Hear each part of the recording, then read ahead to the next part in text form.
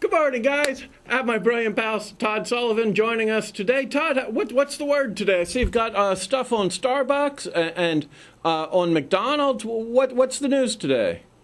Yeah, the Starbucks thing's kind of sad, I think. I mean, if you really look at it, I mean, have you ever seen a faster destruction of a brand over the last 2 years than you have Starbucks? I mean, now they're relying on Seattle's best to expand their footprint and as a driver for growth for the company. You know, they're shutting Starbucks stores left and right, and they're going to start selling franchises of Seattle Best. Yeah, it's really sad, right? It really is, and you know, Howard Schultz is as much responsible, if not more, than anyone else, because he was still on the board when Jim Donald was there, and you know, he came back to save the company, and this is the result.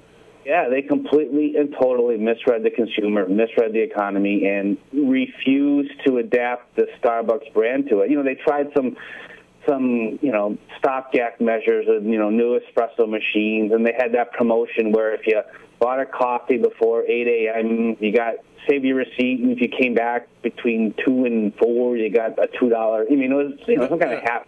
Who saves a receipt from coffee? Right, right. That's kind of a cockamamie thing. And, they tried breakfast, and they tried to be like McDonald's and do breakfast. And, I'm sorry, but I'm not going to go pay $12 for a coffee and an egg sandwich. Yeah, I'll tell you what. I think McDonald's is having them for breakfast, my friend, because the McDonald's coffee, they're selling the heck out of it.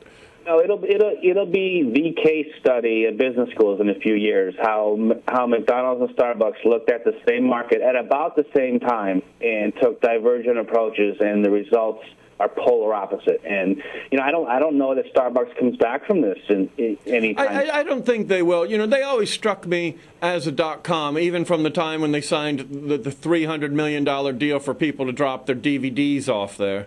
Yeah. I don't think they knew what they wanted to be. They kind of like the Apple Store of coffee. And there's going to be a certain segment of the population that will love that and will flock to those stores, but not 14,000 locations. Cut it in half and maybe you'll have something. But I just don't think. I don't know. It's sad because it's not going to come back anytime soon. The brand itself, I think, may be irreparably harmed. It stands for overpriced coffee. No matter what they do and try and change it, no matter what they say, that if you ask 9 out of 10 people on the street, they're going to say Starbucks is expensive coffee. Right. And when people are retrenching and looking for value, that's not what they're going to go to. If you look at McDonald's last earnings call transcript, I saw that. Brilliant work, my friend. Jim Skinner said the word value in every sentence. That's every right. sentence he used to describe what they were doing to go after the consumer. He used the word value in every single sentence. So, do we not think that that's what they're driving home, and that's how they're positioning their business, and that's how they're positioning their advertising as they move into coffee, Starbucks thing? I mean, it's night and day with the two companies, and night and day for shareholders, too. So if you're a McDonald's shareholder, you're more than happy, I would imagine. I would think that, absolutely. I think McDonald's is much like Walmart, where, they're just very well managed. Yeah, they are. I mean, it's clearly the class of the field. Clearly they know who they are. And that message is sent down to every employee along the line. It's drilled home every day. Every time they talk, they're using the words value and consumer. Yeah, I saw your clever little, they stand out like a Yankee fan way. I thought, that Sullivan, boy, he stays up late thinking of the ways to jab me. I just want to make sure you're reading. I saw the other day, too. I said, look at that Weisenheimer. Guys, you got to read Todd's blog every day.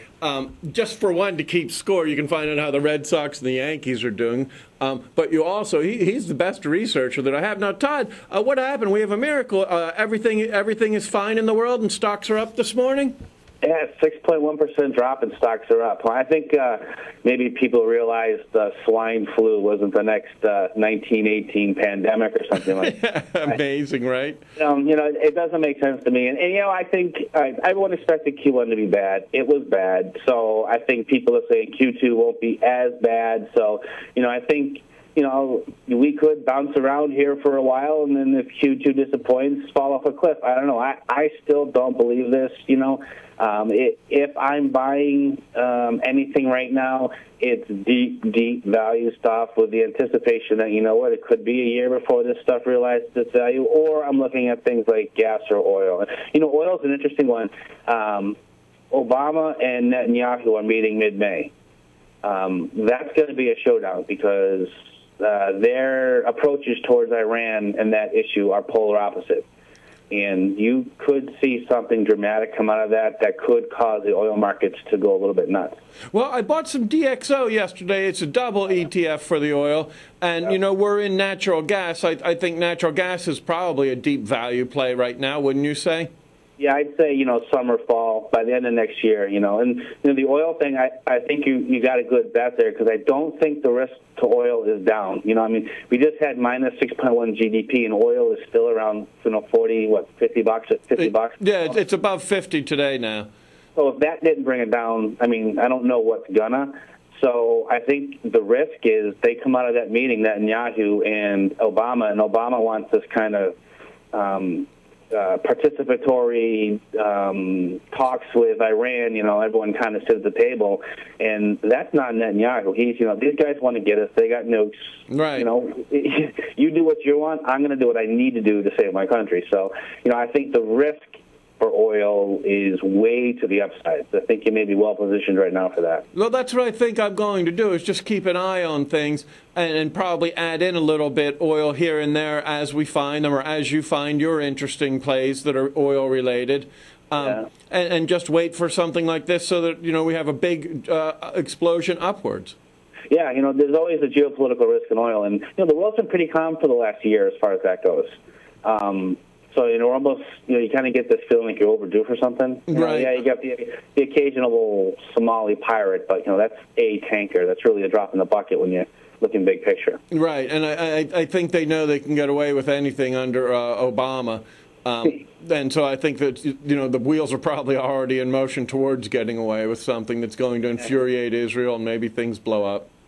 You see that guy smile when they brought him into court, that Somali pirate, I don't know. To me, a couple years in Attica might be better than living in Somalia, so he's an upgrade. And you know what? He's going to get treated better for being a pirate with machine guns than if he was caught with a handgun in New York City.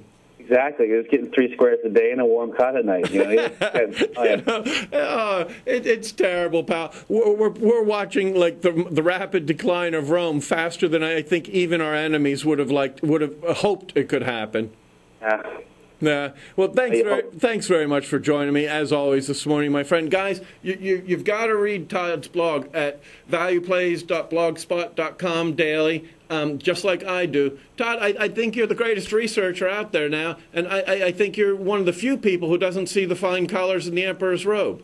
Thanks a lot. Thanks very much for joining us, my friend, as always. Guys, come on back to WSMCO.com. I'll have a link through to Todd's blog, like I always do. And you can follow us and see what we do with our real money on Stock Twits. Thanks very much.